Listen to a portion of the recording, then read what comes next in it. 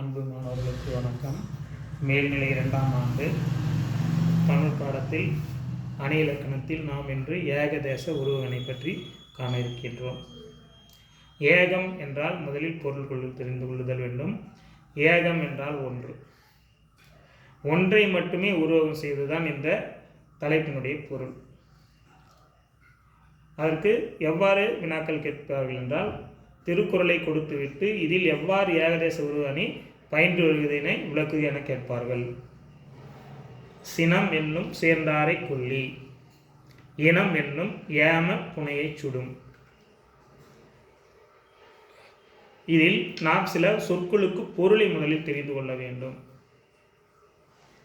கொல்லி, கொல்லி என்றால் இது தீ கொல்லி அல்ல, ஆட்களை கொல்லுதல் என்னும் பொருளில் வருவது கொல்லி.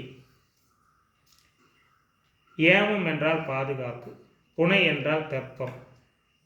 இந்த திருக்குறளுடைய சொற்களுக்கு முதலில் பொருள் தெரிந்து கொண்டு திருக்குறளுடைய பொருளை அறிந்து கொள்ள வேண்டும். சினம் தன்னை சேர்ந்தவரையும் அழிக்கும், அதான் முதல் வரியினுடைய பொருள். சினம் என்னும் சேர்ந்தாரை கொல்லி.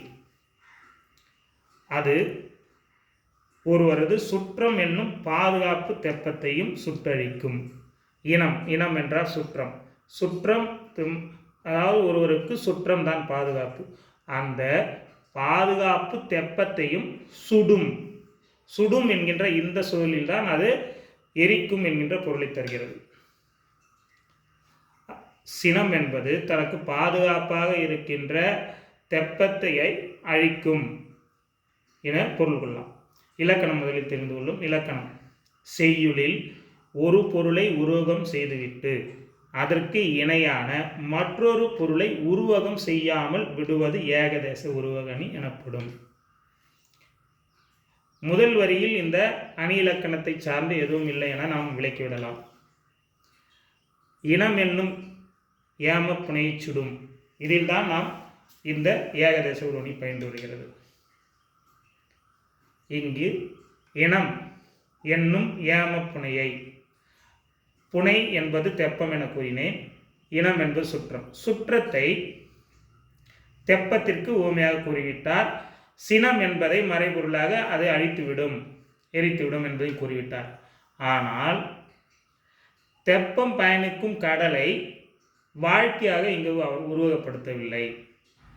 ஒன்றை உருவகப்படுத்திவிட்டார், தெப்பத்தை சுற்றத்தோடு ஒப்பிட்டு விட்டார். ஆனால் வாழ்க்கையை கடலோடு ஒப்பிடவில்லை என்பதால் இது ஏகதேச உருவகணை ஆயிற்று என்று பொருள் அறிந்து கொள்ளுங்கள். மீண்டும் பார்ப்போம். செய்யுளில் ஒரு பொருளை உருவகம் செய்துவிட்டு அதற்கு இணையான மற்றொரு பொருளை உருவகம் செய்யாமல் விடுவது ஏகதேச உருவக அணி எனப்படும். சினத்தை நெருப்பாகவும் இனத்தை தெப்பமாகவும் உருவகம் செய்த வள்ளுவர் உலக வாழ்க்கையை கடலாக உருவகம் செய்யாமல் விட்டுவிட்டதால் ஏகதேச உருவகம் ஆயிற்று.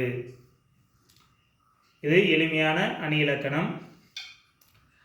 இது நெடுவினாவிலும் கேட்கப்படுகின்ற ஒரு வினாவிற்கு பதிலாக எழுதலாம். ஆகையால் இதை படித்து கொள்ளுங்கள். வாழ்த்துக்கள். நன்றி. வாழ்க வளமுடன்.